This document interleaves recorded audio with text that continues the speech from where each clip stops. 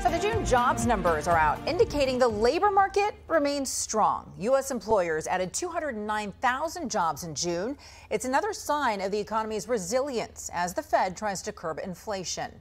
Unemployment also fell back down to historic levels. The June unemployment rate fell to 3.6%, which is nearly a 50-year low.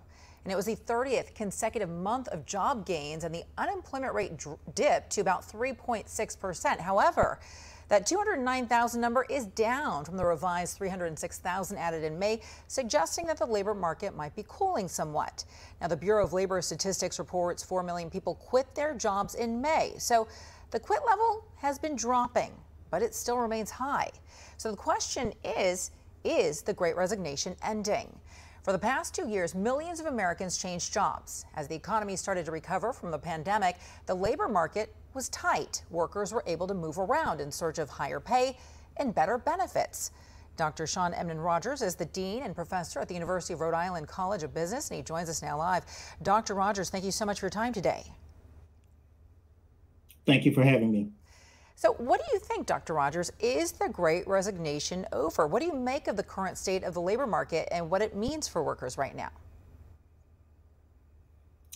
Yeah, that's a great question. And people certainly don't seem to be moving around as much as they were maybe even a year ago. But I wouldn't necessarily say that those labor market movements and resignations are completely over yet, because there are still a number of jobs out there and opportunities that people can, take advantage of. But the dynamic of the labor market and just people's ability to move around, to get higher wages, to get increased opportunities does seem to be pulling back from the levels we saw a year, 18 months ago.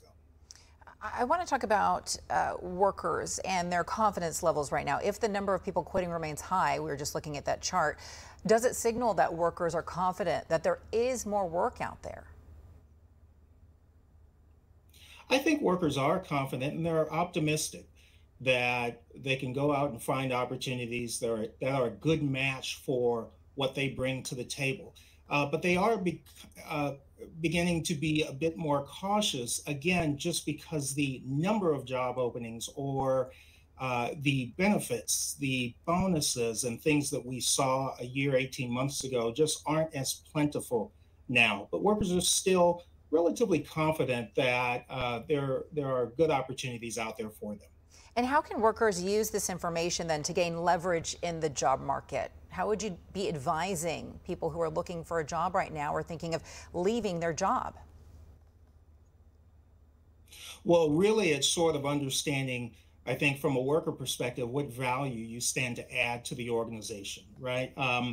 As the number of opportunities still plentiful, maybe declining a bit, employers are going to be really, from a selection perspective, looking at what are these workers bringing to the table.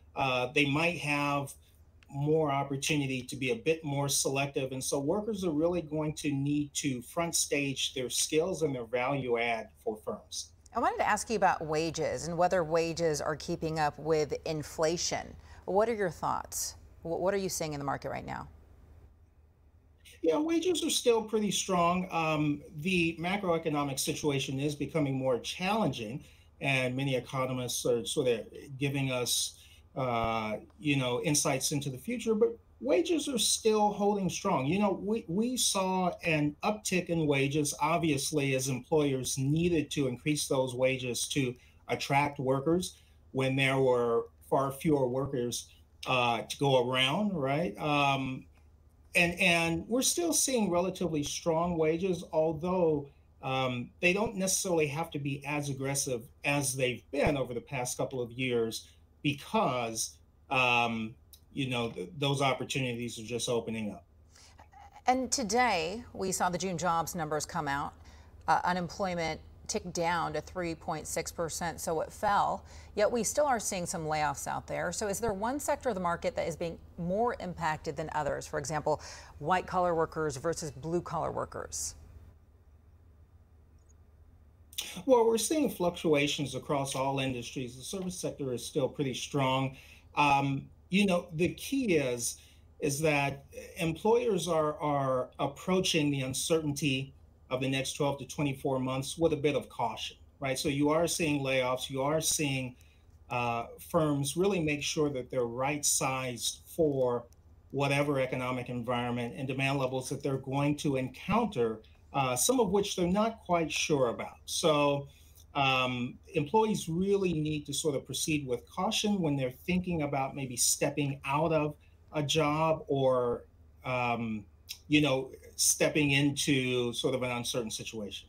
I know we're talking about economic uncertainty. So is there a chance that the U.S. sees a recession, even with all the data that's coming out, even with unemployment at record lows, a 3.6% unemployment rate? What are your thoughts?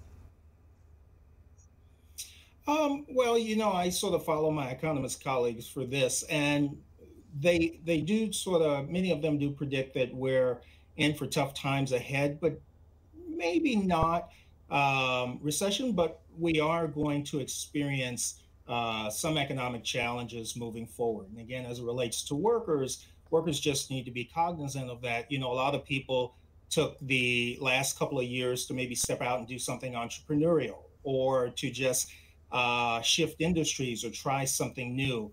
And as we enter into a period of uncertainty, they'll just need to be a bit more cautious when taking those risks. All right. So when it comes to the labor market, if we had to summarize right now, who has the power? Is it the workers? Well, I think there are great opportunities for both employers and workers. We saw a lot of gains over the past couple of years, right? We saw wages go up. We also saw just opportunities for advancement really increase for workers. And look, workers are looking for two things always, whether we're talking about the pre pandemic employment market or the post pandemic. They want fair work, honest wages and honest benefits for honest contributions. And then they want to have a voice in their workplace and how they add value to organizations. And those two things were accelerated during and after the pandemic because, again, there were so many opportunities that needed to be filled.